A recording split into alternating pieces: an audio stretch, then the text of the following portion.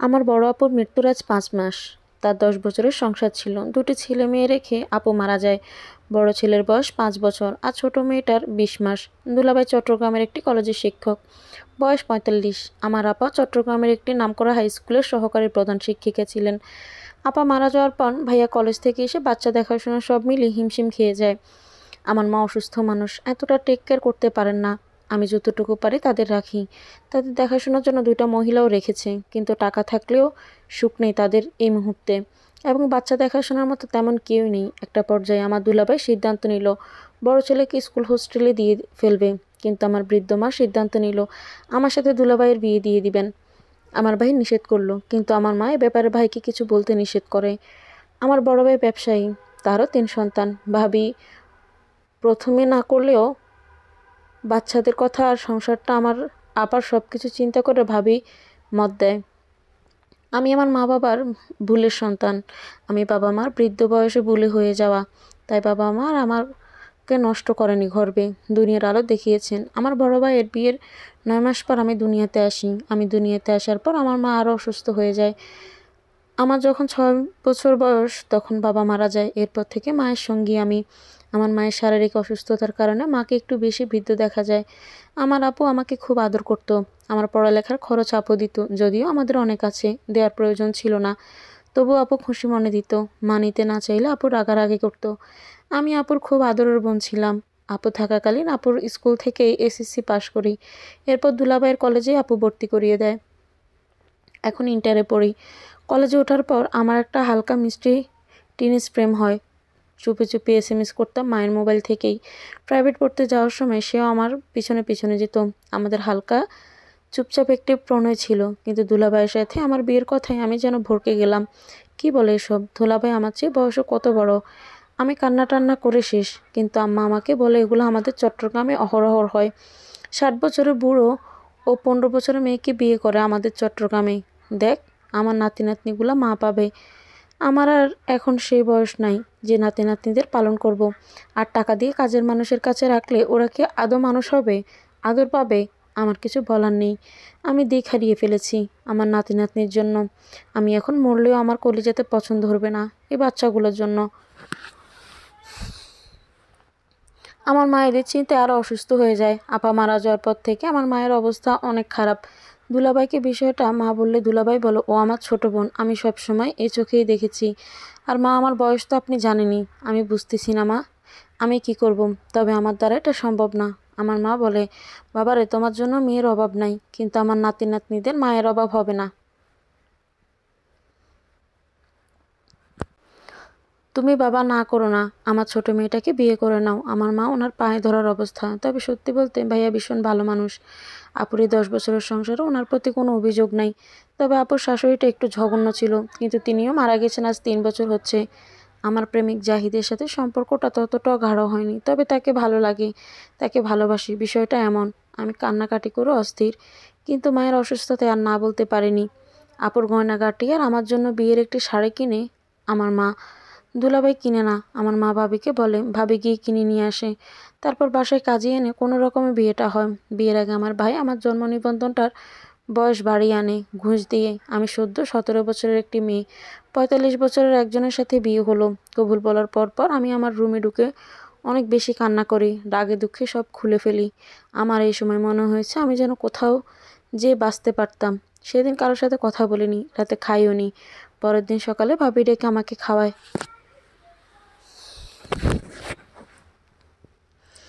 আমার আপুর মেয়ে জান্নাত মলত্যাগ করেছে, ওকে পরিষ্কার করে খাওয়ালাম। ছেলে মেহেদি বসে বসে টিভি দেখছে। আমি চুপচাপ ওদের পাশে বসে আছি জান্নাতকে কোলে নিয়ে। মেহেদি আমাকে বলল, খালামণি আমি আপেল খাবো। আমি উঠে আপেল কেটে দিলাম। তারপর জান্নাতকে নিচে কার্পেটের উপরে বসিয়ে অনেকগুলো খেলনা দিয়ে রান্নাঘরের দিকে গেলাম। ভাবি রান্না করছে। বাবাকে জিজ্ঞেস করেছে, ভাবি আমাকে কি আর পড়তে দিবা না? ভাবি বলল, আমি মাকে বলেছি যেন এইচএসসিটা শেষ করার সুযোগ দেয়। বোন রে, তোমার নসিবে ছিল, কি করবা বলো? আর তাছাড়া বোন দেখো, তোমার আপার সাজানো গোছানো সংসার, এখানে অন্য কেউ বিচরণ করবে আমাদেরও খারাপ লাগতো। তার থেকে বড় কথা বাচ্চাগুলোর জীবন। বোন, মাঝে মাঝে মানুষ স্বার্থপর হয় খুব, কারণ অন্য কোনো জীবনে জড়িত থাকে। বোন, কবুল যখন পড়েছিস, বিয়ে তো হয়ে গেছে, স্বামীর মতো মর্যাদা দেওয়ার চেষ্টা করিস, স্বামী অবাধ্য হবি না। তোর বোনের সংসার এখন তোর সংসার, সব যেন সুন্দর করে পরিচালনা করতে পারস, সেই প্রস্তুতি নেই। আমার বোন ভালো নেই, লম্বা সময় ধরে বসে রইলাম। বাবের মোবাইলে কল এসেছে। কাউসার কল দিয়েছে। জান্নাতের বাবার পুরো নাম কাউসার হামিদ। সবাই কাউসার স্যার ডাকে, তবে আপু শুধু হামিদ ডাকত। ভাবিকে আমার কথা জিজ্ঞেস করেছে, আমি কি করছি, কিছু খেয়েছি কিনা। তারপর বাচ্চাদের সাথে কথা বললেও জিজ্ঞেস করলো কি খাবে, কি আনবো। বাবা আসার সময় মেহেদি বলল, বাবা আসার সময় তুমি আমার জন্য লাচ্ছি আনিও, আর মিমি চকলেট। তুমি কি খেয়েছো বাবা? খালামণি আপেল দিয়েছে। জান্নাত কি করছে? জান্নাত খেলছে গাড়ি নিয়ে। আচ্ছা বাবা, রাখি তাহলে, দুষ্টুমি করিও না, আমার সাহসী বাবা। খালামণি যা বলে তা শোনো। আচ্ছা বাবা, আসসালামু আলাইকুম। কথা শেষ হলে গোসল করতে এসো। খালামণি আগে বনুকে করিয়ে দাও, তারপর আমাকে। না বাবা, আগে তুমি আসো, তারপর বনু। টিভি দেখা অফ করে গোসল করতে গেল। আমি ওদের গোসল করিয়ে নিজে গোসল করে নিলাম। তারপর জান্নাতকে আর মেহেদিকে দুপুরে খাবার খাইয়ে দিলাম, নিজে খেয়ে নিলাম। তারপর ওদের নিয়ে দুপুরে ঘুম দিলাম। জান্নাত আমার বুকেই ঘুমালো। ওদের চেহারার দিকে তাকালে আমার খুব মায়া হয়, আর আপার কথা মনে হয়। ছেলেটা তো মা মা বলে কান্না করে। কোনো রকম বুঝিয়ে সুজিয়ে রেখেছি আমরা। রাতের দিকে কাউসার হামিদ সাহেব এসেছেন, হাতে অনেকগুলো বাজার। ওনাকে দেখে ছেলে মেয়ে দুজনেই ওনার কাছে চলে গেলেন। আমি রুমে দরজা দিলাম। ভাবি আমায় ডাকলো, ডেকে বলল, এখন থেকে একটু একটু করে সহজ হয়ে নাও। আমি বললাম, এখন পড়বো, পরে দেখা যাবে। আমি আমার রুমেই ছিলাম। ভাবি আমাকে ওনাকে নাস্তা দিলেন। উনি আপার রুমে গিয়ে গোসল করে নিলেন, এসে নাস্তা খেতে বসলেন, আর ছেলেকেও সাথে নিয়ে বসলেন। উনি বললেন রাতের খাবার খেয়ে চলে যাবেন বাসায়, আর উনি রাতে থাকেন না, বাচ্চাদের দেখে নাস্তা খেয়ে চলে যায়। বাচ্চারা কান্না করলে ওদের ঘুম পাড়িয়ে চলে যান। রাতে খাবার খুব কম খায়। ছেলে ওনাকে বলল, বাবা আমাদের বাসায় যাব, আর ভালো লাগে না এখানে। উনি বললেন, বাবা আগে তো নানুর বাসায় আসতে কান্না করতে, বাবা এখন আর ভালো লাগে না, চলো বাসায় চলে যাই। উনি বললেন, আচ্ছা বাবা, আর কয়টা দিন থাকো। বাবা আম্মু ফোন করে না তোমার কাছে? করে তো বাবা, আমি কতদিন আম্মুকে দেখি না, আম্মুকে ডাকি না, জড়িয়ে ধরি না। বাবা আম্মু তোমার খালামণিকে ডাকবে, তাহলে তোমার আম্মু শুনবে। আচ্ছা বাবা। কাউসার হামিদ, ভাবি এবার ঘরে ফিরলে ভালো হতো। নেহা কি সাথে যাবে? ভাই যাবে, আর কয়েকটা দিন রাখি। ভাবিও কি স্বাভাবিক হয়েছে? আমি নিজেও স্বাভাবিক হতে পারিনি, কষ্ট হচ্ছে, কিন্তু স্বাভাবিক না হয়ে যাবে কোথায়। ভাই নেহা এইচএসসি পরীক্ষাটা দিতে দিও। জি আচ্ছা। রাতে বাচ্চাদের ঘুম পাড়িয়ে ওনার বাড়ি চলে গেলেন। পরের দিন তিনি কলেজে গেলেন না, নতুন একটা খাট কিনলেন, আর একটা রুম ঠিকঠাক পরিপাটি করে নিলেন, কারণ নেহাকে নিয়ে ওনার আর নিশের রুমে থাকা সম্ভব না, কারণ মানিয়ে নিতে অনেক কষ্ট হবে। সারাদিন ঘরের কাজ করলেন এবং ঘরের সব কিছু পরিপাটি করে নিলেন। বিকেলে বাচ্চাদের দেখতে গেলেন। ভাবি দরজা খুলে দিল আর বলল, বাচ্চাদের নিয়ে নেহা ছাদে গিয়েছে। কাউসার আহমেদ ছাদের দিকে গেল, দেখলো ওদের নিয়ে নেহা খেলছে। বাচ্চারা বাবাকে দেখে দৌড়ে চলে আসলো, আর জান্নাত হামাগুড়ি দিয়ে নেহা ছাদ থেকে নেমে যেতে চাইলে কাউসার হামিদ বলে, নেহা তোমাকে কি বলবো, আমার বলার কিছুই নেই, আমি তোমার জীবনটা নষ্ট করতে চাইনি, আমাকে মাফ করিও। নেহা কিছু না বলেই নিচে চলে এলো। পরের দিন নেহা কলেজে গেল। ইংলিশ ক্লাস নিতে এসে নেহাকে দেখলো, কিন্তু কিছু বলল না, কিংবা কিছু জিজ্ঞাসাও করলো না। নেহা ক্লাস শেষ করে বাসায় চলে আসলো। এভাবে 15টা দিন কেটে গেল। 15 দিন পর আমার মা বললে, আবার শ্বশুরবাড়ি যা, মেহেদিরও পড়ালেখার ক্ষতি হচ্ছে, তাছাড়া নিজের সংসার দর। আমি মায়ের সাথে কথা বললাম না। রাতের বেলা উনি আসলেন আমাদের নিতে। আমার ভাই আমার সাথে যাবে আমাদের দিয়ে আসতে। কান্না করতে করতে যাচ্ছি আর ভাবছি আমার জীবনটা কী থেকে কী হয়ে গেল। মেহেদি বলল, আম্মু কান্না কেন করো, তোমাকে ভালোবাসি আমি। তাদের একতলা ঘরের সামনে দাঁড়ালাম। বাড়িটা আপু আর দুলাভাই দুজনের টাকা দিয়ে ডেকোরেশন আর টাইলস করা। গাড়িটা আপু আর দুলাভাইয়ের, দুজনে মিলে কিনেছে। তাদের কত সুখের সংসার ছিল। আর আজ আপু নেই, আপুর জায়গায় আমি। ঘরে গিয়ে জান্নাতকে শুইয়ে দিলাম। জান্নাত গাড়িতে ঘুমিয়ে গিয়েছিল। ভাই আমাদের দিয়ে চলে গেল। মেহেদি ওর বাবার সাথে ঘুমালো, আর আমি জান্নাতকে নিয়ে। সকালে জান্নাতের কান্নার শব্দে ঘুম ভেঙে গেল। জান্নাত মলত্যাগ করেছে, সেগুলো পরিষ্কার করে দিয়ে ওর জন্য দুধ গরম করতে গেলাম। দেখলাম উনি চা নুডলস রান্না করছে। আমাকে বলল, নেহা উঠে গেছো? আমি জান্নাতের জন্য দুধ বানিয়ে ওকে খাওয়াতে লাগলাম। আমাকে উনি এক বাটি নুডলস দিয়ে বলল, খেয়ে নাও, আর কি কি বাজার লাগবে আমাকে বলে দিও, আসার সময় নিয়ে আসবো। মেহেদিকে ডেকে তুলে রেডি করে স্কুলে দিয়ে আসলো। আমাকে বলল, নেহা, ওরে স্কুল থেকে নিয়ে আসিও। আমি গেলাম। আমাকে বিয়ে করে বাসায় আনার পর থেকে সবাই দেখতে আসতো, বাচ্চাদের আদর করে যেত, আমাকে বলতো নিজের সন্তানের মতো মানুষ করবে। কাউসার হামিদের যত আত্মীয় স্বজন আছে সবাই আসতো। আমি তাদের যতটা পারতাম মেহমানদারি করতাম। একা হাতে মেহমানদের জন্য রান্না করা, বাচ্চাদের দেখাশোনা, হাঁপিয়ে যেতাম আমি। বাসায় যদিও সাহায্যকারী ছিল, তারপরে আমার করতে হতো। উনি সারাদিন কলেজ করে এসে তারপর কলেজে ছেলে মেয়েদের প্রাইভেট পড়াতো, এরপর বাজার করতে যেত। বাসায় তেমন একটা কথা বলতেন না, গম্ভীর টাইপ থাকতেন, কারণ সারাদিন টিচারি করে কথা বলতে বলতে ছাত্রছাত্রীদের সাথে অনেক ক্লান্ত থাকতো। বেশিরভাগ শিক্ষক শিক্ষিকারা নর্মাল লাইফে চুপচাপ থাকে বেশি, কারণ কর্মক্ষেত্রে সারাদিন ওনাদের অনেক বেশি কথা বলতে হয়। ওনার সাথে আমার যান্ত্রিক জীবন হয়ে গিয়েছিল। রাত 7টায় বাসায় আসতেন, এরপর গোসল করে বাচ্চাদের সাথে একটু কথা বলে খেয়ে ঘুমিয়ে পড়তেন। প্রতিদিন বের হওয়ার সময় জিজ্ঞাসা করতেন কি লাগবে না লাগবে, বাজার সদাই এটা সেটা। প্রতিদিন যাওয়ার সময় 100 টাকা করে টেবিলের উপর রেখে যেতেন, কারণ মেহেদিকে স্কুল থেকে আনার সময় এটা সেটার বায়না করতো, এজন্য। এভাবে কেটে যায় বিবাহের 15 দিন। মেহেদি বাসায় না থাকলে বাবুনিকে নিয়েই আমার সময় কেটে যেত।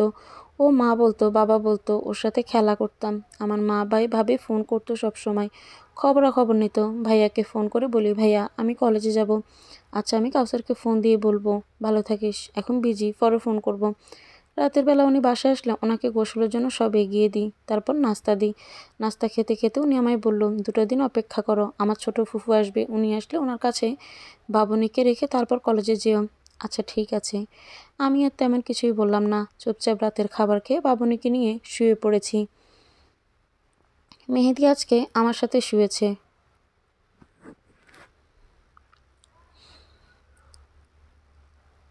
মেহেদি, মা বাবুনিকে ভালো লাগে না, ও মাঝরাতে কান্না করে, আমার ঘুম ভেঙে যায়, ওকে বাইরে ফেলে দিয়ে আসো। কেন বাবা, বাবুনি এখনো ছোট, তুমিও ছোটবেলায় এমন কান্না করতে, তোমাকে তো আমরা ফেলে দিই নাই। আমি কান্না করতাম না, ঘুমাও, সকালে স্কুল আছে তোমার। আমার এমন জীবন আমি একটুও ভাবিনি। জীবনে কত স্বপ্ন, কত আশা, সব শেষ। কারো ঘরের ঘরণী হব, হাসবো, ঘুরবো, দুষ্টামি করবো, সারা দিন রাত গল্প করব। কিন্তু আমার সাথে এটা কি হলো? সকালে রুটি বানালাম আর 2টা ডিম সিদ্ধ করেছি। উনি উঠে নাস্তা খেলেন, আমাকে বললেন তুমিও বসো, আপনি খেয়ে নিন। মেহেদিকে ডাকতে ডাকতে ও উঠছে না, আজ স্কুলে যাবে না। অনেক ডাকার পর উঠলো, কিন্তু উঠে কান্না শুরু করে দিল, স্কুলে যাবে না। আমি বললাম ঠিক আছে, যেতে হবে না। উনি নাস্তা খেয়ে রেডি হয়ে বেরিয়ে যাওয়ার সময় বললেন, আজকে ছোট ফুফু আসবেন, উনি মুরগির মাংস খায় না, ওনার জন্য সুরমা মাছ রান্না করে নিও। আচ্ছা, ছোট ফুফু আসলে বলবে না আমরা আলাদা ঘরে থাকি, এটা বলার দরকার নাই। আচ্ছা আসি। আমি দরজা বন্ধ করে দিলাম। উনি চলে যাওয়ার পর কটি দীর্ঘশ্বাস ফেলে ছেলে মেয়েদের নিয়ে নাস্তা খাওয়া শুরু করেছি। ফ্রিজ থেকে মাছ মাংস নামিয়ে নর্মাল পানিতে ভিজিয়ে দিলাম, বাচ্চাদের টিভি চালিয়ে বসিয়ে দিলাম। সাহায্যকারী আসলো, উনি আসার পর তরকারি কাটাকুটি করে নিয়েছি, রান্না বসালাম চুলায়। 12টার সময় ছোট ফুফু আসলো, সাথে ওনার ছেলে আর ছেলের বউ। সাধ্যমতো মেহমানদারি করে দুপুরের খাবার পর ওনারা ছোট ফুফুকে রেখে বিদায় নিলেন। অনেক জোর করেছি আজকের দিনটা রাখার জন্য। ছোট ফুফু দুপুরে ভাত খেয়ে ঘুম দিলেন। বাবুনিকে ঘুম পাড়ানোর চেষ্টা করেছি, কিন্তু ঘুমোচ্ছে না। ওদের টিভি চালিয়ে দিলাম। আমি পাশে বসে বান্ধবীকে ফোন দিলাম, কারণ কলেজে যাব, পড়া অনেক পিছিয়ে গিয়েছে, সব তথ্য জেনে নিয়েছি। সারা বিকেল ফুফুর সাথে গল্প গুজব করেছি। রাতের বেলা উনি এসেছেন, এসে ফুফুকে সালাম দিয়ে গোসলে গেলেন। গোসল করে এসে নাস্তা খেয়ে ফুফুর সাথে টুকিটাকে কথা বললেন, এরপর একটু বাইরে গেলেন একটা কাজে, আসলেন রাত 10টায়। রাতের খাবার খেয়ে সবাই ঘুমোতে যাবে। মেহেদি ফুফুর কাছে ঘুমোবে এমন ভায়না ধরেছে। আমি দিতে চাইলাম না, কিন্তু ও ওখানে গিয়ে শুয়ে পড়েছে। উনি বললেন আজ আমরা একসাথে থাকবো। উনি আমাদের রুমে গিয়ে বাবুনিকে নিয়ে শুয়ে পড়লেন। আমার যেতে ইচ্ছে করছে না। আমি অনেক সময় ধরে ড্রয়িং রুমে বসে টিভি দেখেছি। রাত প্রায় 2টো। ছোট ফুফু উঠে আমাকে দেখে চমকে গেলেন, জিজ্ঞেস করলেন এখানে কেন বসে আছি। আমি বললাম মাত্র বসেছি। কিছু লাগবে ফুফু? না, তাহাজ্জুদ পড়তে উঠেছি। যা রুমে যা, গিয়ে ঘুমো। আমি পা টিপে টিপে রুমে গেলাম। বাবুনিকে মাঝখানে রেখে আমি সাইডে শুয়ে পড়েছি।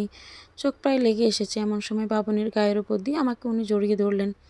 আমি আস্তে করে হাতটা সরিয়ে দিলাম। আমি আরেকটু সাইডে হয়ে ঘুমিয়ে পড়েছি। হঠাৎ ঘুম ভেঙে অনুভব করি আমার শরীরে কারো হাত। আমাকে উনি জড়িয়ে ধরেছেন। ভাবনি মাঝখানে নিয়ে ওনাকে বললাম আজ না। উনি কিছু শুনলেন না, আরও শক্ত করে জড়িয়ে ধরলেন। আস্তে আস্তে আমার শরীরে জামা কাপড় সরিয়ে নিলেন। সে রাতে ওনার সাথে আমার শারীরিক সম্পর্ক হলো। খুব ব্যথা পেয়েছি, শুধু এতটুকু মনে হয়েছে শারীরিক সম্পর্ক তো পশু পাখিরাও করে। এখানে কোনো ভালোবাসা খুঁজে পেলাম না আমি। ওনার শরীরের পুরো ভর আমার শরীরে দিয়ে গেলেন। আমার নিঃশ্বাস নিতেও কষ্ট হয়েছে। সেই শারীরিক সম্পর্কতে কোনো ছুমো ছিল না, কোনো আলাদা মায়া ছিল না। মাঝে মাঝে হঠাৎ হঠাৎ কুকুরদের শারীরিক সম্পর্ক চোখে পড়তো। আমাদের শারীরিক সম্পর্কটা এমনই মনে হয়েছে আমার। সে রাতে ঘুম হয়নি আমার, শুধু আফসোস হয়েছে আমার জীবনের প্রতি। আজ অনেক দিন পর আমি কলেজে যাব।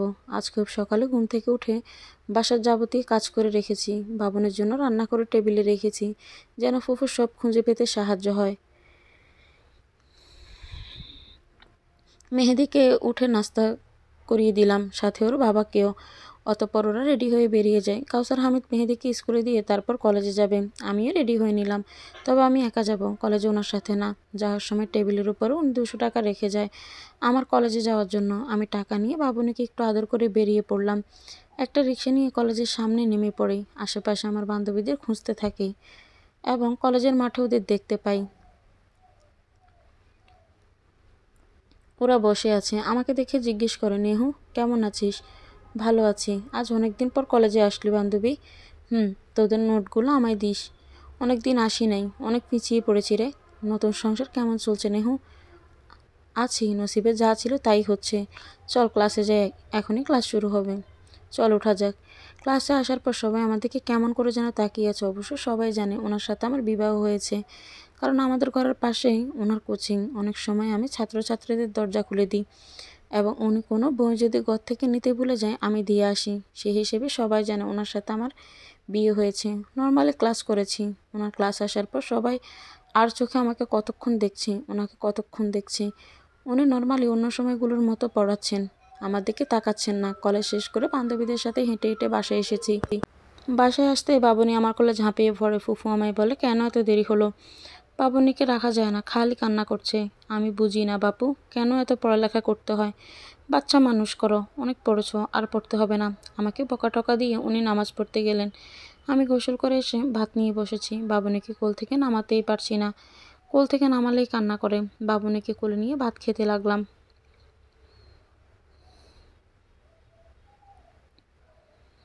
ও ভাতগুলো হাত দিয়ে ঘাঁটছে আর এমন এমন থাবা মারছে পুরো টেবিলের নিচে ভাত ছড়িয়ে ছিটিয়ে গেছে।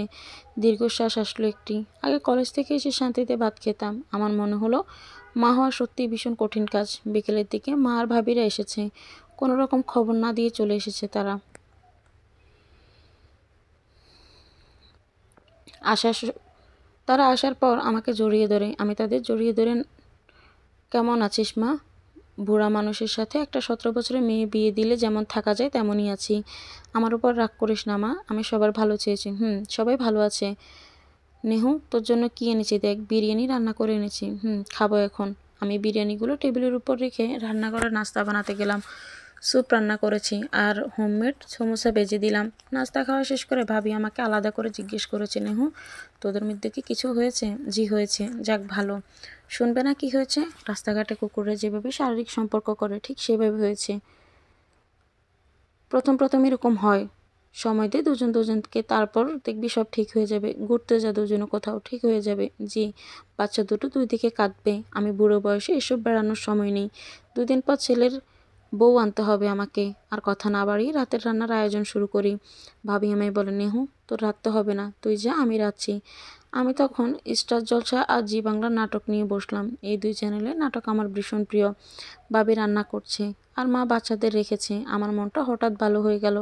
নাটক দেখতে দেখতে ভাবি, ইস আমার জীবনটা যদি এমন হতো। নাটকের রোমান্স আর প্রেম দেখে ইচ্ছে হয় এমন কারো প্রেমে পড়তে।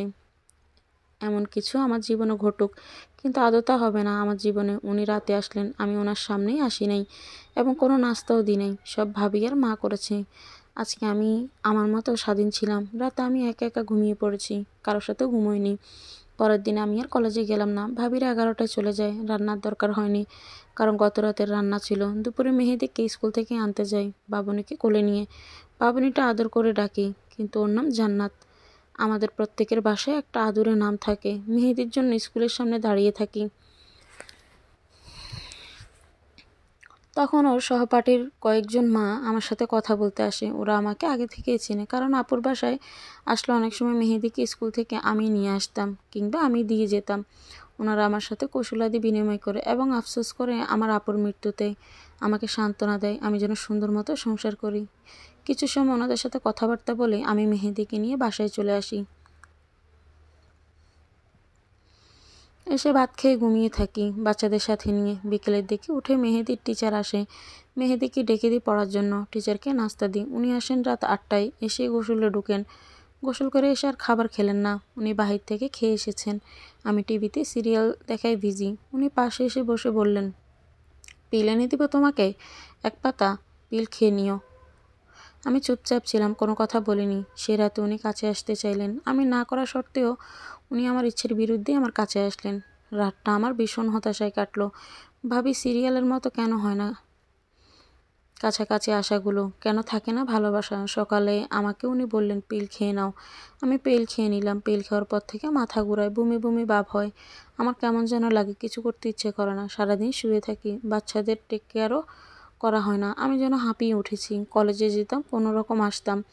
1 মাসের মধ্যে আমার ওজন বেড়ে যায়। সারাদিন মাথা ঘুরাতো। ওনাকে বললে বলতো, তুমি সারাদিন শুয়ে বসে না থেকে বাইরে হাঁটতে তো পারো, তাহলে এমন লাগবে না। আমার তো হাঁটতে ইচ্ছে করে না, তাহলে আমি বাইরে কেন হাঁটতে যাব? ফ্যামিলির কোনো কথার মধ্যে ওনার সাথে আমার কথা মিলতো না। উনি আমাকে ইম্যাচিওর বলতেন। দিন যত যায় আরও দূরত্ব হয়ে যায় ওনার সাথে। আমি পিল খাওয়া বন্ধ করে দিই। এরপর মাথা ঘোরানোটা একদম কমে যায়। আমি টোটালি শারীরিক সম্পর্ক বন্ধ করে দিই এবং একটা পর্যায়ে বলি, ওনার সাথে আমার হবে না।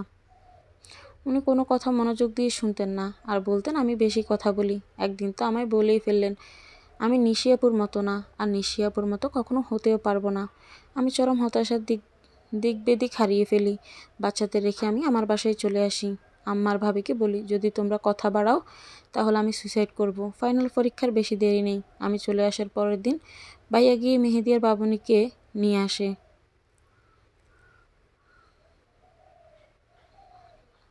আমি ওদের ভালোবাসি, এটা সত্যি, কিন্তু আমি বিরক্ত হয়ে যাই সারাদিন ওদের পেছনে ছুটতে ছুটতে। আমি যেন ওদের থেকে একা থাকতে পারলেই বাঁচি। কলেজে যেতাম প্রতিদিন। আমি বান্ধবীদের সহায়তায় আবার আগের লাইফে ফিরে আসি। আড্ডা, ক্লাস, ঘুরোঘুরি, কোচিং, হালকা সাজ, আনন্দেই থাকি। বিকেলে কোচিং শেষ করে 3টা বান্ধবী মার্কেটে যায়। এটা সেটা খায় আর বান্ধবীদের প্রেম করতে গেলে ওদের পাহারা দিই। 3টা মাস ওনার সাথে কোনো ধরনের যোগাযোগ আমি রাখিনি এবং উনি বাসায় আসলে আমি লুকিয়ে লুকিয়ে থাকি। ফাইনাল পরীক্ষা শেষ হয়ে যায়। নানার বাড়ি বেড়াতে যাব। আমার কাজিনটা বারবার শুধু ফোন করে যাওয়ার জন্য।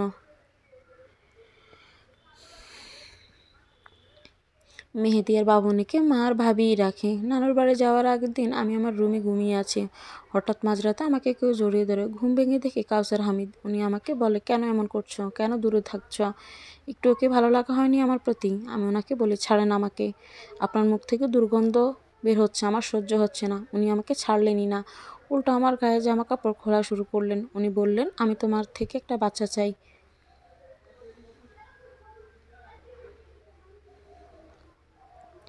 আমি বারবার বলি, আমাকে ছাড়েন, আমার ভালো লাগছে না। ওনার জড়িয়ে ধরাতে আমি আরও ব্যথা পাচ্ছি গায়ে। আমি ওনাকে বলি, আপনার সাথে শারীরিক সম্পর্ক করতে আমার ইচ্ছে হয় না, ছাড়েন আমাকে, তুমি আমার বউ, আমি তোমাকে ছোঁয়ার অধিকার রাখি, আমি একটা বাচ্চা চাই। উনি আমার বুকে মুখ ডুবালেন। এবার আমি চিৎকার করে আম্মাকে আর ভাইয়াকে ডাকা শুরু করি, কান্না করে দিই। বাসার সবাই উঠে যায়। আমি কান্না করে ভাইয়াকে জড়িয়ে ধরে বলি, ভাইয়া, আমাকে মেরে ফেলেন, কিন্তু এই লোকের সাথে আমাকে আর রাখেন না।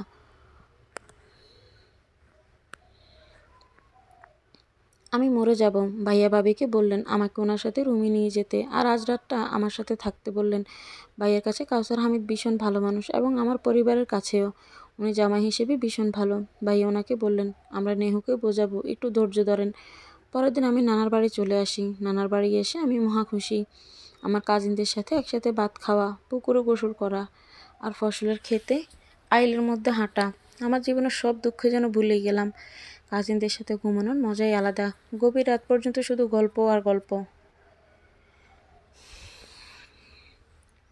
নানার বাড়িতে আসার 10 দিন পর আমার ভাবি আসে মেহেদিকে নিয়ে। ভাবি এখানে আসার পর সব ভাবিকে খুলে বলি, আর এটা বলি, ভাবি বিয়ে যখন হয়ে গেছে তখন আর তো কিছু করার নেই। উনি সারাদিন বাইরে থেকে এসে অল্প কয়েকটা কথা বলে ঘুমিয়ে যান। আমি যদি কথা বলি নিচ থেকে, তাহলে আমি নাকি বেশি কথা বলি। বাচ্চাদের নিয়ে খেললে এবং ওদের সাথে দুষ্টামি করলে বলে আমার সংসারে মন নেই, আমার কোনো কথারই দাম নেই, আমি তো মানুষ, তুমিও তো ভাইয়ের সাথে সংসার করছো, কত সুন্দর করে একে অপরের সাথে কথা বলো, এসব দেখলে আমাদের মন প্রাণ জুড়িয়ে যায়, উনি তো আমাকে ভালোবাসে, একটু জড়িয়েও ধরতে পারে, একটা চুমুও তো দিতে পারে, আজ বিয়ে হয়েছে এতদিন কখনো একটা চুমু দিয়েছে কি না জিজ্ঞেস করো। উনি যখন কাছে আসে তখন বিষয়টা এমন, কাপড় খুললো, তারপর ওনার চাহিদা মেটালো, উনি আর কোনো আশেপাশে তাকাবেন না, আরেকজন তৃপ্তি পেলো কি পেলো না তারও দেখার বিষয় না ওনার, আর পুরো শরীর ভর কেন উনি আমার গায়ে দেন, আমার নিঃশ্বাস বন্ধ হয়ে আসে।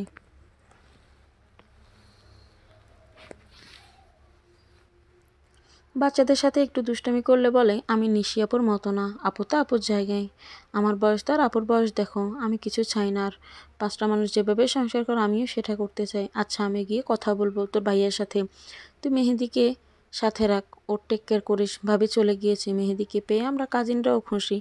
এর মধ্যে হুট করে আমার মামাতো বোনের বিয়ে ঠিক হয়ে গেল, আনন্দের জন্য আমাদের আরও পেয়ে বসেছে। বিয়েতে আমাদের ঘরের সবাই আসেন, কাউসার হামিদও আসেন বাবুনিকে নিয়ে, ওনাকে দেখে আমি আরও লুকিয়ে লুকিয়ে থাকি, আমার ওনার সামনে যেতে ইচ্ছে করে না। গায়ে হলুদের দিন খুব সুন্দর করে শাড়ি পরে মেকআপ করেছি, এখন স্টেজে ভিডিওতে উঠব, সবাই মিলে কিন্তু সামনে চেয়ারে বসে রয়েছেন, সবাই তাড়া দেওয়াতে আমিও উঠলাম, দেখলাম আমার দিকে তাকিয়েছে, আমি দেখেও না দেখার বান করে রইলাম। রাতের দিকে সব কাজিনরা মিলে গানের তালে তালে বিয়ে বাড়িতে যে যেমন পারছি নাচতেছিলাম।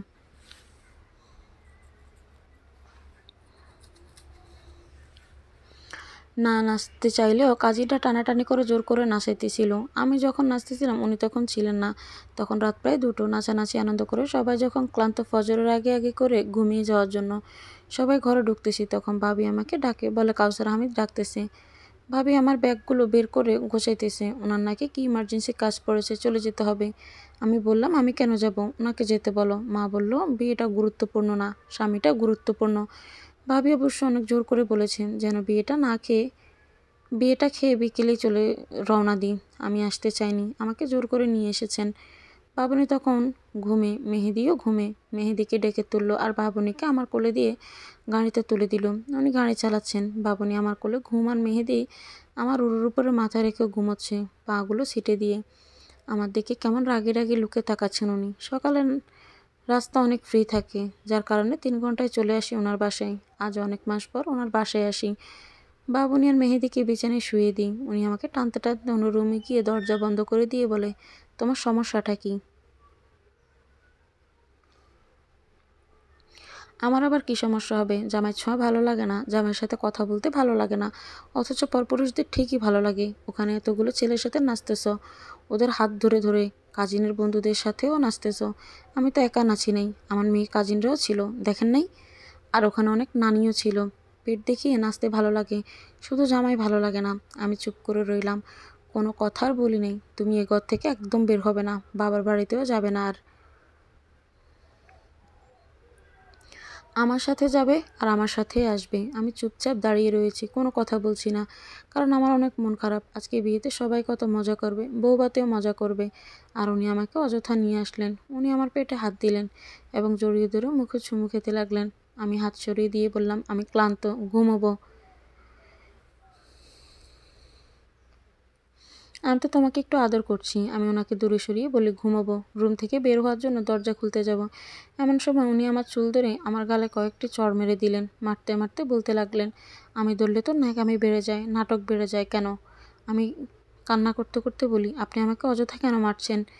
তখন উনি বিছানার ঝাড়ু নিয়ে আমাকে আরও মারতে শুরু করেন, মারতে মারতে বলতে লাগলেন আমার কথা শুনবি এখন থেকে। আমি মার খাওয়ার ভয়ে বলি শুনবো। কান্না করতে করতে বলি আমাকে আর মাইরেন না। উনি তবুও থামছেন না।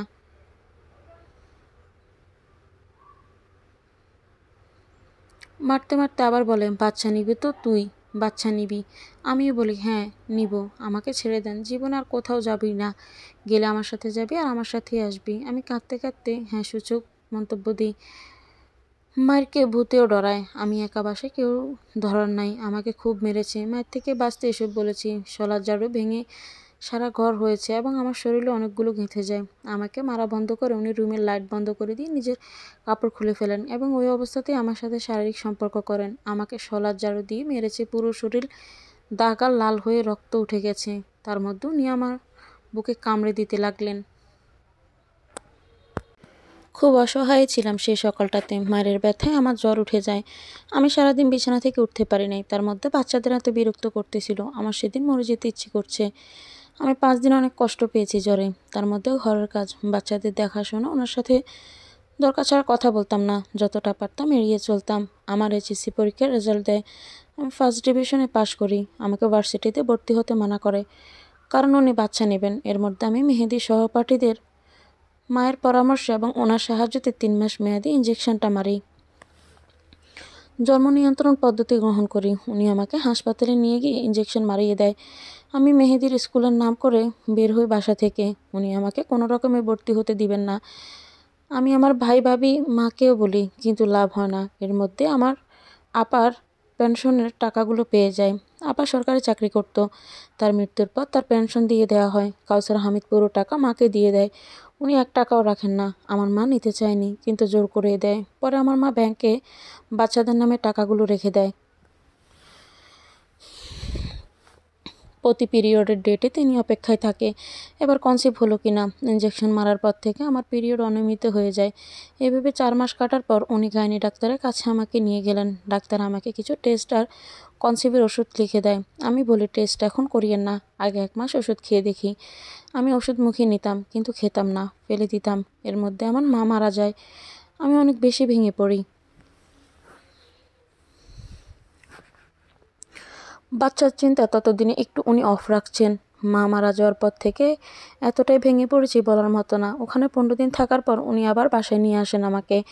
মা মারা যাওয়ার পর থেকে উনি আমাকে আর প্রেশার দেন না। আমি আমার নিজের মতো থাকি বাচ্চাদের নিয়ে, এবং আমি এই লাইফটা মেনে নিয়েছি। কয়েক মাস কেটে যাওয়ার পর আমি ওনার সাথে বসি এবং আমার সমস্ত অভিযোগ চাওয়া পাওয়া ওনাকে বলি। আমি শুধু এটাই বলি, বিয়ে যখন আপনার সাথে আমার হয়েছে, আপনি আমার স্বামী।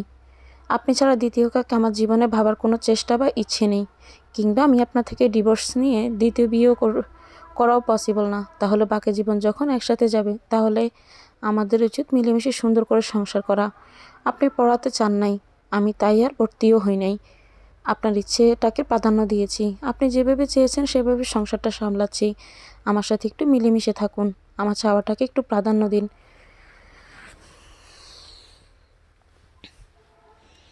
আমাকে একটু ভালোবাসুন। কি বলতে চাইছো? তোমাকে আমি ভালোবাসি না? আর তোমার যা লাগে সব টাইম টু টাইম এনে দিচ্ছি। খাওয়া, জামা কাপড়, টাকা পয়সা, কোনো কিছুর অভাব তো রাখছি না। আমি তোমাকে ধরতে গেলে তুমি দূরে সরে যাও, আমার হাত সরিয়ে দাও। আর তুমি এত কথাও বলো কেন? তোমার মাথায় গিলু নেই? কোথায় কি কথা বলতে হবে বিন্দু মাত্র জানো না। তোমাকে কীভাবে ভালোবাসবো তা জানা নেই। তুমি কখনো নিশির মতো হতে পারবে না। আমি চুপ হয়ে যাই। পারিবারিকভাবেও কয়েকবার বসি, কিন্তু ঘুরে ফিরে সবাই আমার দিকে আঙুল তুলে বলে আমি সুখে আছি, তাই আমাকে ভূতে গুতায়। আমি ভাত কাপড়ের অভাবে নাই, কোনো কিছুর অভাবে নেই, তাই আমি এত জ্বালাই। কষ্টে থাকলে নাকি বুঝতাম কয়দিনে কয় মাস যায় আর আসে। এরপর থেকে আর কোনো দিন অভিযোগ করিনি, চুপচাপ সবসময় মেনে নিয়েছি। এবং উনি কাছে আসলেও আর দূরে সরিয়ে দিইনি।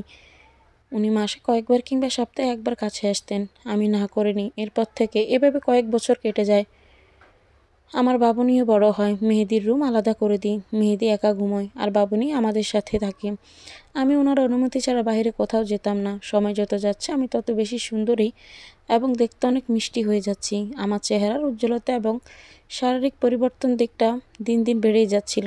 এটা সবাই বলতো, কেউ বিশ্বাস করতো না আমি বিবাহিত। আমি নিজে ওনার সঙ্গ পেতে চাইতাম। ইদানিং নিজ থেকে ওনার কাছে যাই, কিন্তু উনি কখনো এটার মূল্যায়ন করেনি। বলতে আমার শারীরিক সমস্যা হচ্ছে, মানুষের এত দৈহিক চাহিদা থাকা ভালো না। আমি যখন ওনার সঙ্গ চাইতাম উনি এড়িয়ে যেতেন এবং ওনার ইচ্ছে মতোই হতো। একসময় আমি ওনাকে বলি, আমি যদি বাহিরে পরকীয়া করি তাহলে এর জবাব আপনি আল্লাহর কাছে দিবেন। তিনি আমাকে লাথি মেরে খাট থেকে ফেলে দিয়ে বলেন, বাহিরে কেন পরকীয়া করবি? আমি দিয়ে তোর হচ্ছে না?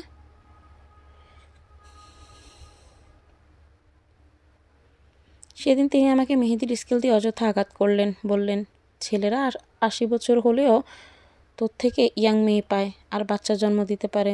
যেমন আছে সেভাবে থাকবি, বেশি সুখে আছস, এজন্য আমার এত সমস্যা। আমি বলি, অনেক সুখে আছি, আর কিছু বলিনি। উনি রাতে আমাদের সাথে আর ঘুমোয়নি, মেহেদির সাথে গিয়ে ঘুমোয়, আমিও ডাকিনি। এরপর থেকে আমাদের বিছানা একদম আলাদা হয়ে যায়। আমি বাবুনিকে নিয়ে আমার রুমে থাকতাম, উনি সপ্তাহ কিংবা মাসে আমার রুমে মাঝরাতে আসতেন। ওনার চাহিদা হয়ে গেলে আবার চলেই যেতেন। আমি ওনাকে বলি, যায়েন না, আপনার বুকে একটু ঘুমোতে চাই। উনি বললে, এত ঘুমানো লাগবে না। কয়েকবার চেষ্টা করেছি একসাথে ঘুমানোর, কিন্তু এরপর আর কখনো আমি ডাকিনি, আর উনিও আসেননি। তবে ওনার চাহিদা হলে মাঝরাতে আসলে আমিও কখনো না বলতাম না।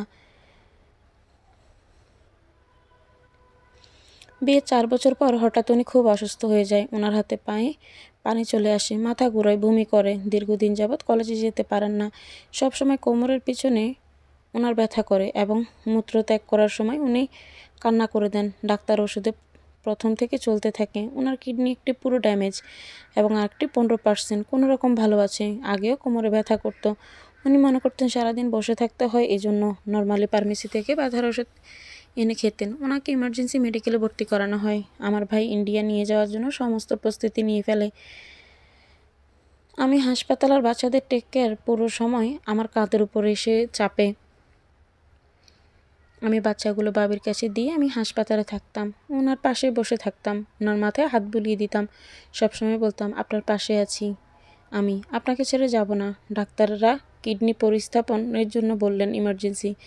আমার ভাই আর কলিগরা অনেক খোঁজ করতে লাগলেন। কিডনি কেউ সেল করতে রাজি হয় না, আর যারা সেল করবে বলে তাদের সাথে কোনো কিছু মিলে না। তখন মনে হয়েছিল এত এত গরিব অসহায় মানুষ আছে, তাদের টাকার অনেক প্রয়োজন, সারাদিন হাত পেতে থাকে টাকার জন্য। আমরা 10 লাখ টাকা দিব বলেছি, তারপরেও তারা রাজি হয় না। অনেক খোঁজাখুঁজির পর ভাগ্যক্রমে একজনকে পেয়ে যায় এবং তার সাথে সব ম্যাচ করে। ইমার্জেন্সি পাসপোর্ট বানিয়ে তাকে পাশের দেশ ইন্ডিয়াতে নিয়ে যাই।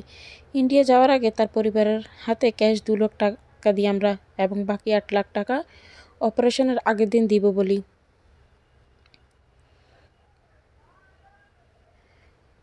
ভারতে যাওয়ার পর হোটেলে উঠি। অপারেশনের জন্য সমস্ত প্রস্তুতি শেষ। 2 দিন পর অপারেশন হবে। যে লোকটাকে নিয়ে আমরা ভারতে যাই, অপারেশনের আগের দিন শুধুমাত্র উনি ওনার পাসপোর্ট নিয়ে পালিয়ে যায়। ওনার সাথে কোনো টাকা পয়সা কিছুই ছিল না যে গাড়ি ভাড়া দিয়ে আবার বাংলাদেশে যাবে। অনেক খোঁজ করেছি কোনো বিপদে পড়লো কিনা, কিন্তু ওনাকে খুঁজে পেলাম না। এদিকে কাউসার হামিদের জীবন মৃত্যু খুবই কাছে। ডাক্তাররা বলে দেয় 7 দিনের মধ্যে কিডনি প্রতিস্থাপন করতে না পারলে ওনাকে বাঁচানো পসিবল না। উনি পুরো লাইফ সাপোর্টে। আমার ভাই ইন্ডিয়া অনেক দালাল ধরে একটি কিডনি নেওয়ার জন্য। ভারতে অনেক দালাল চক্র আছেন যারা মানুষের অঙ্গ এবং চোখ, কিডনি এসবের বিজনেস করে। 3 দিন পার হয়ে যায়, কোনো কিডনি সেল খুঁজে পাওয়া যায়নি। কিডনি সেলার পেলেও ম্যাচ হচ্ছে না।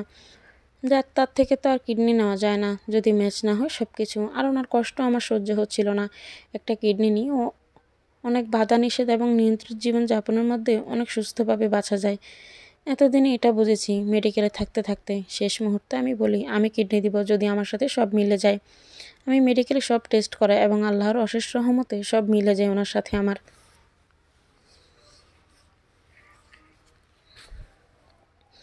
আমার ভাই সেদিনও নির্বাক ছিলেন, একটু টু শব্দ করেনি, শুধু জড়িয়ে ধরে কান্না করে বলেছেন, একটা ভাইয়ের জন্য, 2টা সন্তানের পিতার জন্য আমি আমার বোনটার জীবন নষ্ট করে দিলাম। কাউসার হামিদ কখনো আমার ভাইকে বউয়ের ভাইয়ের চোখে দেখেনি এবং আমার পরিবারও তাকে নিজের পরিবার মনে করে।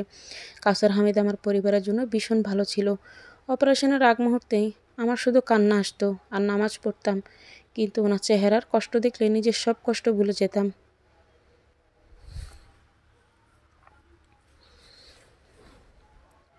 অপারেশনের আগে উনি আমাকে বলেন, আমার কিছু হলে তুমি আমার 2 সন্তানকে আগলে রাখবে। বাংলাদেশ থেকে ভারতে যাওয়ার আগে উনি ওনার 2 সন্তানকে আমার হাতে তুলে দিয়ে যায়। যদি অপারেশনের সময় ওনার কিছু হয়ে যায়, মৃত্যু ভয় সবারই থাকে। কাউসার হামিদ এটা জানে। ওনার সাথে আমার মনের মিল না হলেও আমি সন্তানদের ভীষণ ভালোবাসি এবং ওদের আজীবন আগলে রাখবো। অপারেশনের একদিন আগে থেকে আমার একদম ভারী খাওয়া নিষেধ, শুধু লিকুইড জাতীয় খাবার খেতে দেয়। আমাকে ভর্তি করিয়ে নেয় এবং পুরো অবজারভেশনে রাখে একদিন আগ থেকেই।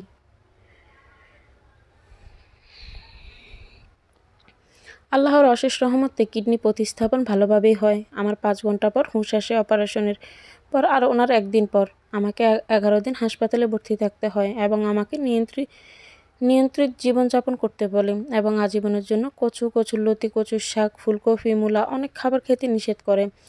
এবং এটাও বলে খেলেও খুব অল্প পরিমাণ, না খেতে পারলে তোমার জন্যই ভালো। অপারেশনের পর হাসপাতাল থাকাকালীন কাউসার হামিদের চোখে মুখে আমার জন্য ভালোবাসা খুব করে চোখে পড়তো আমার।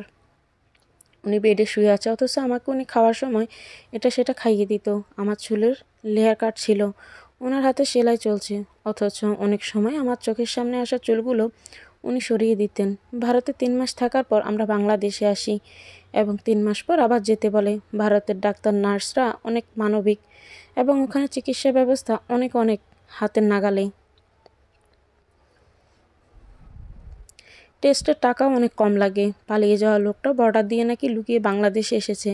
কাউসার হামিদ ওনাদের থেকে 2 লাখ টাকা নিতে নিষেধ করে দেয়। আর টাকাটা নিতে চাইলেও আর নেওয়া যেত না, কারণ টাকাটা তারা খরচ করে ফেলে, আর দেওয়ার মতো সামর্থ্য তাদের নেই।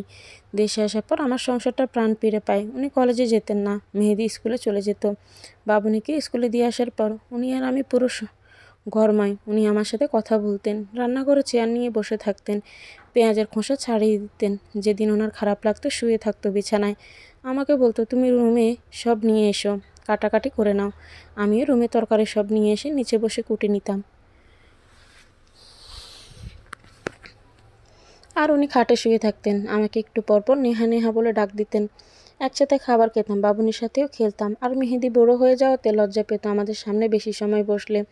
উনি অসুস্থতা হওয়ার পর শারীরিক সম্পর্ক একদম অফ, তবে আমি মানসিকভাবে ভীষণ খুশি ছিলাম। আমরা ধীরে ধীরে আবার সুস্থ জীবনে ফিরে গেলাম।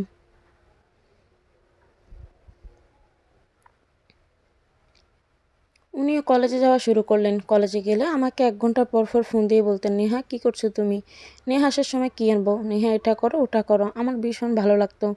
উনি এবার বলতে লাগলেন, নেহা এবার তুমি একটা বাচ্চা নিয়ে নাও। বাবুনিও বড় হয়ে গেল, 6 বছর চলছে, এবার একটা বাচ্চা নিয়ে ফেলো। আমি যখন মরে যাই কে বলতে পারে।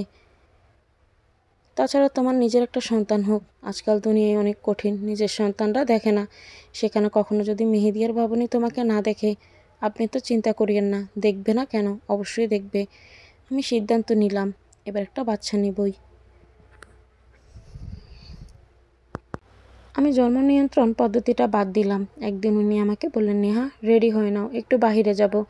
কোথায় নিয়ে যাবেন আপনি, চলো, গেলে দেখতে পাবে। অতঃপর ব্যাংকে নিয়ে গিয়ে আমাকে ওনার অ্যাকাউন্টের নমিনি করে দেয় এবং এর কয়েকদিন পর ওনার বাড়িটা আমার নামে হেবা করে লিখে দেয়। আমি বলি, বাড়ি কেন লিখে দিতেছেন, আমার কিছু তো দরকার নেই। আমার এত সম্পদ, এর উপর লোভ কোনো কালেই ছিল না, কারণ আমিও যথেষ্ট ধনী পরিবারের সন্তান। উনি হঠাৎ করে আবার অসুস্থ হয়ে গেলেন, নিয়মিত চেক আপে ছিলেন। তারপরে হঠাৎ করে আবার পেন শুরু হয় ওনার। পরে মেডিকেলে নিয়ে যায় এবং সেখানে টেস্টে আসে কিডনির অবস্থা ভালো না। আমার ভাই কোনো কিছু না ভেবে ইন্ডিয়া নিয়ে যায়, যে ডাক্তারের আন্ডারে ওনার অপারেশন হয় ওনার কাছে নিয়ে যায়।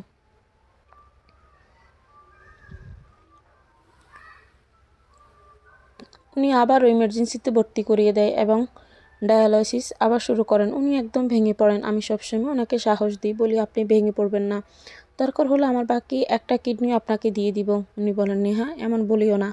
মেডিকেলে থাকা অবস্থায় প্রায় রাতেই উনি ঘুম থেকে ধরফর করে উঠে যেতেন আর বলতেন, নেহা আমাকে নিশি নিতে এসেছে, আমি এমন স্বপ্ন দেখলাম। আমি বলি এমন কিছুই হবে না।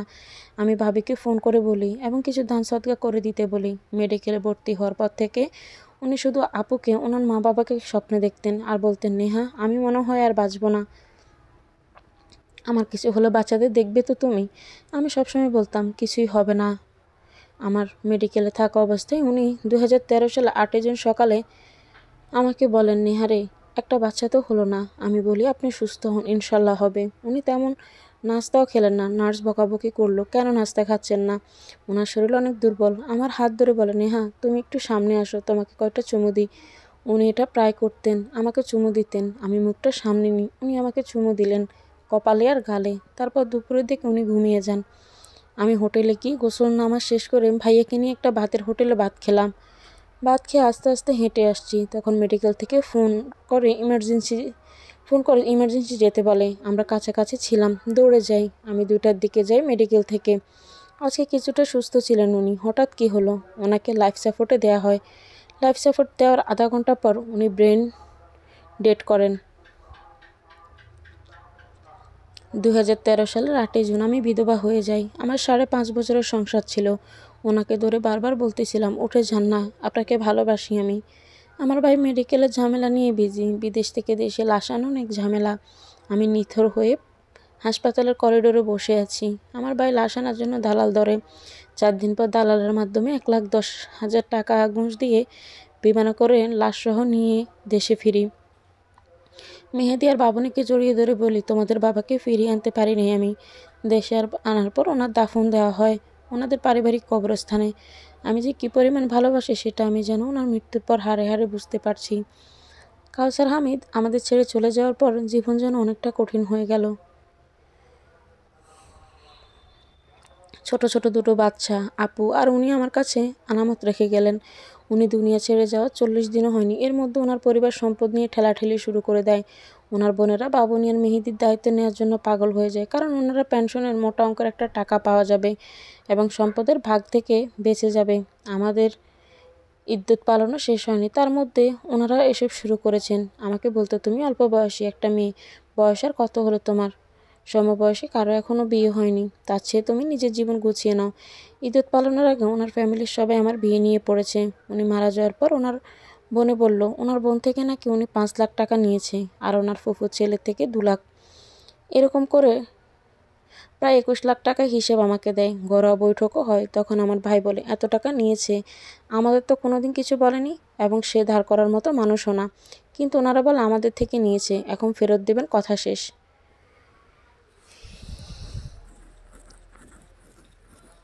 আপনাদের কাছে কোনো প্রমাণ আছে আমাদের ছেলে আমাদের থেকে টাকা নিয়েছে? এটার আবার প্রমাণ কেন রাখবো? তোমরা টাকা দিতে না পারলে সম্পদ দিয়ে দাও। আপনাদের থেকে টাকা নিয়েছে, তাহলে দাফনের সময় খাটিয়ে দূরে রাখেন নাই কেন? আমরা তো এত অমানবিক না। আমার ভাইয়ের সাথে তারা রীতিমতো ঝগড়া শুরু করে। তখন আমার ভাই বলে, উনি মৃত্যুর আগেও বলেছেন উনি কোনো ধরনের টাকা কারো কাছ থেকে ধার নেননি এবং আমাদেরও বলে যায়নি। ওনারা বলেন, কাউসার হামিদ তোমাদের থেকে গোপন রাখতে বলেছে, তাই গোপন রেখেছি। এটা নিয়ে ওরা অনেক বেশি ঝামেলা করে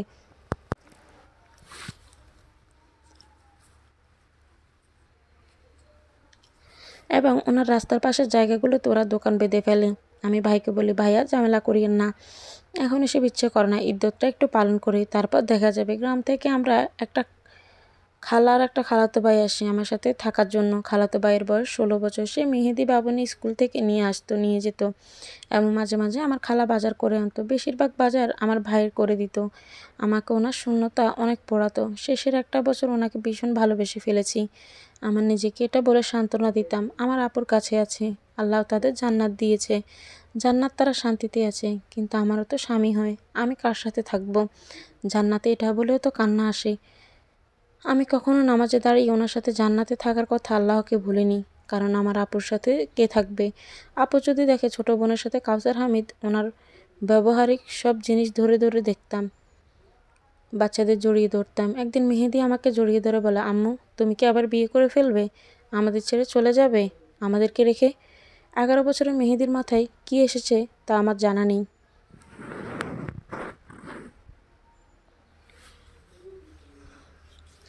আমি বলি, কেন বাবা, এমন কেন বলছো? সবাই বলে তোমাকে বিয়ে দিয়ে ফেলতে, তখন তো তুমি আমাদের ছেড়ে চলে যাবে। মা, তুমি আমাদের ছেড়ে যাবে না, আমাকে ধরে বলো। আমি তখন মেয়েদিকে জড়িয়ে ধরে বলি, না বাবা, তোমাদের ছেড়ে আমি কোথাও যাব না। এর মধ্যে আমার ইদ্যত শেষ এবং আমার খালাতো ভাইটা গ্রামে চলে যায়, তার লেখাপড়ার ব্যাঘাত হচ্ছিল। মেহেদি আর বাবুনিদের নিয়ে আমার একা পথ চলা শুরু হয়। আমি তাদের মা এবং তাদের বাবা, তাদের স্কুলে দিয়ে এবং নিয়ে আসা, রান্নাবান্না, বাজার সব কিছু একাই করতাম।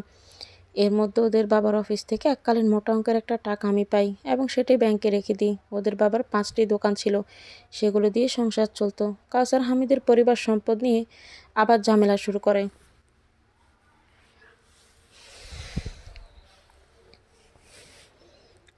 কাউসার হামিদের পৈতৃক সম্পত্তিগুলো ওরা দখল শুরু করেছে। আমি আমার ভাইয়ের সাহায্যতে ওয়ারেস সার্টিফিকেট নিয়ে থানায় মামলা করি। অনেক থানা মামলা বৈঠক শেষ করে সম্পদগুলো আমার আয়ত্তে নিয়ে নিই। তবে গ্রামেরগুলো তো ওনাদের আয়ত্তে থাকে। আমি আর ঝামেলা করি না এবং ওনাদের সাথে যোগাযোগ বন্ধ করে দিই। জীবন চলছে জীবনের মতো। জীবন থেকে অনেকগুলো বছর কেটে যায়। মেহেদি এসএসসি পরীক্ষার পর কলেজে ভর্তি করায়। তখন ওর বড় ফুফুর সাথে আবার সম্পর্ক ঠিক হয় এবং ওনাদের যাতায়াত বেড়ে যায় আমাদের বাসায়। ওনার কলিজা জ্বলে সবসময় ভাইয়ের বাচ্চাগুলোর জন্য। ওর বড় ফুফুর যাতায়াত বেড়ে যাওয়ার পর ছোট ফুফুরও যাতায়াত বেড়ে যায়। বাসায় আসতো, আমার জন্য আফসোসের সীমা থাকতো না।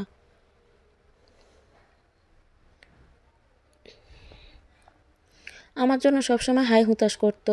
ওনারা আসলে আমি যথেষ্ট মেহমানদারি করতাম, তবে এত বেশি মিশতে চাইতাম না। ওনারা এলে কীভাবে দুটো খাওয়াই বিদায় করবো সেই চিন্তায় থাকতো আমার। মেহেদি সেকেন্ড ইয়ারে ওঠার পর আমার কাছে একটা মোবাইলের আবদার করে। এখনকার যুগে ওর সব বয়সী সবাই মোবাইল ব্যবহার করে, আমি আর না করিনি। ওরে একটা মোবাইল কিনে দিই। এই মোবাইল কেনার পর থেকে ছেলে আমার মহা বিজি। খেতে গেলে মোবাইল টিপে, একটু পর পর বাহিরে যায়। বুঝলাম ছেলে মনে হয় কারো প্রেমে টেমে পড়েছে। ও ঘুমিয়ে থাকা অবস্থায় আমি ওর মোবাইল চেক দিয়ে দেখি ওর বড় ফুফুর মেয়ের সাথে ওর প্রেমের আলাপ এবং সম্পর্ক বহুদূর এগিয়ে গিয়েছে। চ্যাটিংয়ে দেখলাম বাচ্চার নাম পর্যন্ত ঠিক করে ফেলেছে। আমার মাথায় হাত। আমার কাছে মেহেদি তখনও পিচ্ছি। আমি যথারীতি ওর বন্ধুবান্ধব সহপাঠীদের থেকে খবর নিই এবং ওরা প্রায় সময় দেখা করে ঘুরতে যায়। আমি মেহেদিকে বোঝাই এবং বলি, বাবা তোমার এখন ভালো লাগার বয়স, তাই বলে ওর সাথে। বাবারে তোমাদের বাবা নেই, মা নেই, আমি তোমাদের সব। আমি চাই তোমরা ভালো থাকো। বাবা একটা বয়সে গিয়ে, একটা জীবনে গিয়ে তারপর এসব করো। আর তোমার এই বয়সে বন্ধু বান্ধব থাকতেই পারে।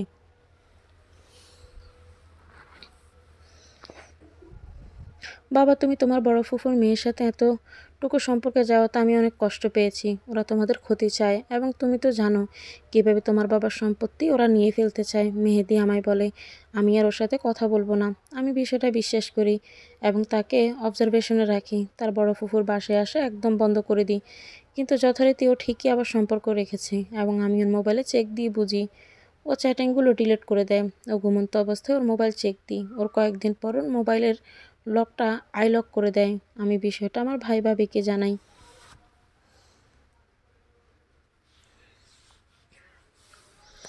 এবং আমি নিজে এই বিষয়টা নিয়ে অনেক অসুস্থ হয়ে পড়ি।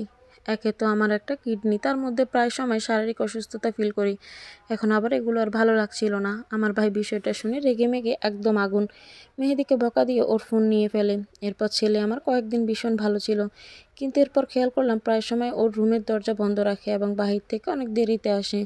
2 মাস পর আমি ওর বইয়ের ভিতরে আইফোন দেখতে পাই, তাও নতুন ভার্সন। আমি ওর সহপাঠীদের মাধ্যমে জানতে পারি ওর বড় ফুফু প্রায় সময় ওর কলেজে আসে এবং সেই মোবাইল মার্কেটে গিয়ে 1,18,000 টাকা দিয়ে কিনে দেয়। এর মধ্যে ওর এইচএসসি পরীক্ষা শেষ হয়। আমার ভাইকে আবার বিষয়টা বলি এবং আমার ভাই রেগে গিয়ে ওকে কয়েকটা চড় দেয়, মোবাইলটা ভেঙে ফেলে। আমার চোখের পানি বাদ মানে না, কারণ মেহেদি এমন করবে আমার কল্পনাতেও ছিল না। তখন মেহেদিকে আমি বারবার অনুরোধ করি, বাবারে এমন করিও না, তুমি একটা বয়সে একটা পজিশনে যাও, আমি নিজে তোমাকে তোমার পছন্দের মেয়েকে বিয়ে করাবো। মেহেদি আর কিছু বলে না এবং কয়েকদিন ঠিক ছিল। করোনার সময় ঘরে ছিল আর আমার চোখে চোখে ছিল কয়েক মাস। একদিন আমাকে বলে, মা ঘরে থাকতে থাকতে বিরক্ত হয়ে যাচ্ছি, বন্ধুদের সাথে একটু ঘুরে আসি, সন্ধ্যার আগে বাসায় চলে আসবো। ও দুপুর 11টায় ঘর থেকে বের হয়। আমি নর্মালি ওরে আর কিছু বলিনি।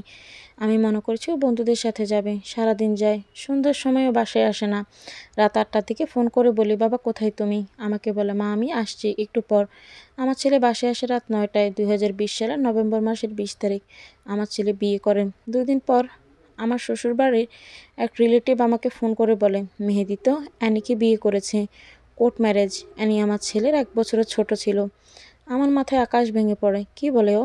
সেদিন আবার মেহেদি গাড়ি গ্যারেজে নিয়ে যাবে বলে ঘর থেকে বের করে।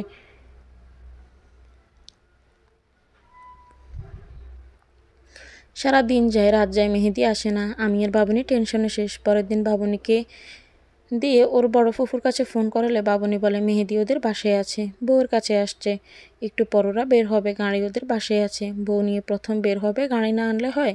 সেদিন আমার ফিল হয়েছে আপুর সংসারটা আর আমি ধরে রাখতে পারলাম না। বাবুনি আমার ভাই ভাবিকে কল দেয়, ওরা আসে আর আমি অনেক অসুস্থ হয়ে যাই। আমাকে মেডিকেলে নিয়ে যায়, স্যালাইন দেওয়া হয়। আমার ভাই মেহেদিকে কল দেয়, মেহেদি নাম্বার অফ করে দেয়। এইচএসসির পর মেহেদি আর পড়েনি।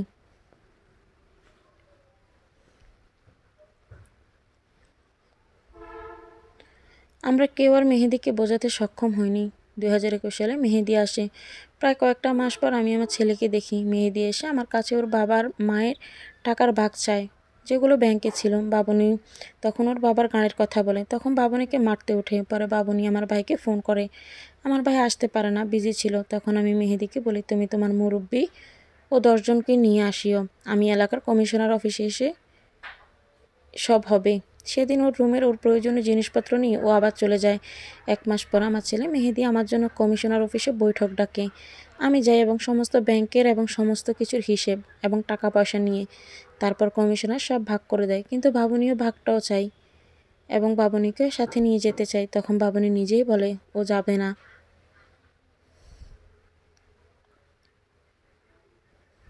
মেহেদির শাশুড়ি বলে বাবুনির ভাগের টাকাগুলো যেন মেহেদির কাছেই থাকে। আমি তো আর অলস মানা, যদি ভেঙে ফেলি। মেহেদিও বাবুনিকে নিয়ে যেতে চায়।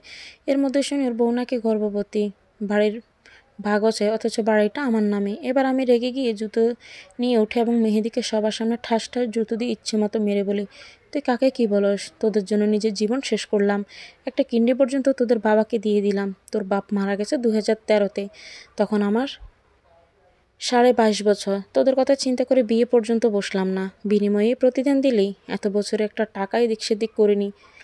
তুই 2 দিনের ছেলে বিয়ে করে আমাকে আঙুল দেখাস, তোর উপর খোদার নালত পড়বে। বাবনের দিকে যদি তোরা কেউ চোখ আর আঙুল দেখাস, আল্লাহর কসম একদম খুন করে ফেলবো।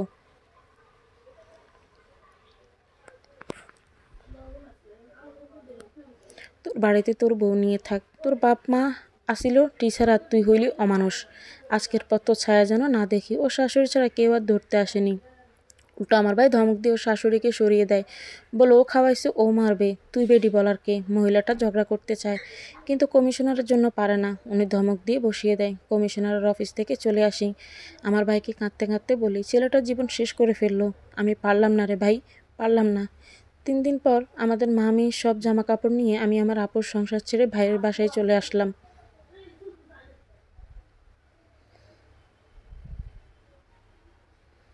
আমি পারি নাই আমার আপুর সংসারটা সুন্দর করে সাজিয়ে রাখতে। আমি পারি নাই কাউসার হামিদের কথা রাখতে। অনেক অসুস্থ হয়ে যায় এইসব টেনশনে। আমার ভাবি খুব ভালো মানুষ, সে আমাকে মায়ের মতো আগলে রেখেছেন। আমাকে জড়িয়ে ধরে সবসময় কেঁদে কেঁদে বলতো, নেহারে মাফ করে দিস আমাদের, তোর জীবনটা শেষ করে দিলাম। আমি আর বিয়ে বসি নাই, কারণ একটা কিডনি আমার।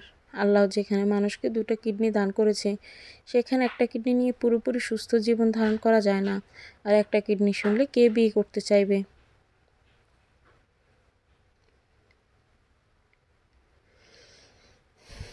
আরেকজনের জীবন নষ্ট করে আমি কি করব? আর বাচ্চারা ছোট ছিল, সব দিক বিবেচনা করে আর বিয়ে করিনি। আর এখন ইচ্ছা করছে না। বাবুনির বাপের গোষ্ঠীর বাবুনির দায়িত্ব নিতে চায়। ওর বড় ফুফু ছেলে বউ বানাতে চায়, লোক দিয়ে খবর পাঠায় বাইয়ের ছেলে মেয়েকে নিজের কাছে রাখতে চায়। মেয়েকে তো আমরা ছোট একটা ছেলের ঘাড়ে দিল, এখন আমার মেয়েটাকেও নিতে চায়। আমি চুপ করে বসে না থেকে বাইরে বললাম, ভাই বাবুনিরই বিয়ে দিয়ে দিব, যা হওয়ার হোক, আমি আর পারবো না। ভাই প্রথমে রাজি না হলে পরে আমার জোরাজুরিতে রাজি হয়ে যায়। কাউসার হামিদের বন্ধুর মেজো ছেলের সাথে আমার বাবুনির বিবাহ দিই। ছেলের বয়স 26 বছর আর ছেলে নরওয়েতে থাকে। বাবুনিকে জিজ্ঞেস করি, তুমি রাজি আছো নাকি? সে উত্তর দেয়, আমি যা বলি তা। 2022 সালের 3 মার্চ আমার বাবুনির সাথে মাসুদের পারিবারিকভাবে বিবাহ হয়। আমি ওদের পুরো ঘর সাজিয়ে দিতে চেয়েছি, কিন্তু ওরা কিছুই নেয়নি। আমাদের চট্টগ্রামের রীতি অনুসারে কোরবানিতে গরু দিতে চেয়েছিলাম, কিন্তু কঠিন নিষেধ করে দিয়েছে। বাবুনির বিয়ের পর বাবুনিকে নরওয়েতে নায়র আনতাম এবং মাঝে মাঝে আমি গিয়ে থাকতাম, খেয়াল করতাম আমার মেয়ে সুখে আছে কিনা। আমার মেয়ে ভীষণ সুখে আছে। আমার বাসায় আসলে মাঝে মাঝে অনাকাঙ্ক্ষিতভাবে ওদের রোমান্স আমার চোখে পড়ে। আমি মা হয়ে সেদিকে চোখ দিতাম না। বিষয়টা এমন, আমি তরকারি কাটছি, বাবুনিও সামনে মাসুদও আছে, একজন আরেকজনকে ফ্লাইং কিস করতেছে, সেটা চোখে পড়তো। এবং হুটহাট একজন আরেকজনকে জড়িয়ে ধরছে, সেটাও চোখে পড়তো অনাকাঙ্ক্ষিতভাবে। আমার ভালো লাগতো, যাক ওরা ভালো আছে। মাসুদকে অনুরোধ করেছি আমার মেয়ের পড়ালেখা যেন বন্ধ না করে, দরকার হলে পড়ালেখার খরচ আমি দিব।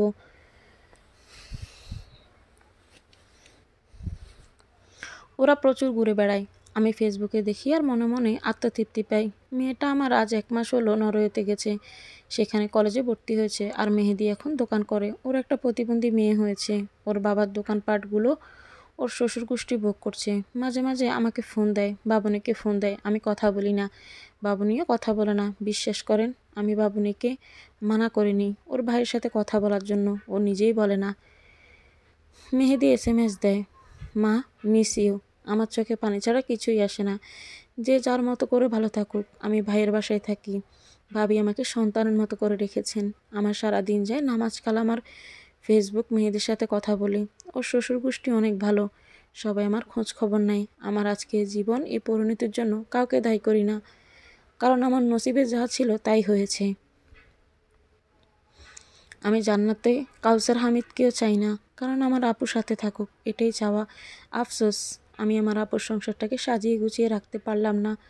আপুর সংসারটা নিজের হয়েও হলো না।